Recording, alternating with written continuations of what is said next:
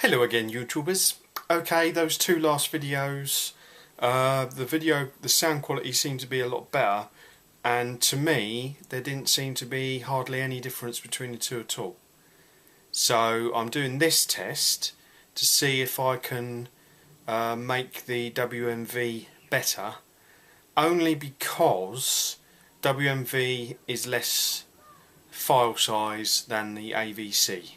Also, I'm going to try it in at the WVGA size to see if that will cut down on the file size as well. So this test will be WMV at WVGA. Okay, let's see how this fares. Okie dokie.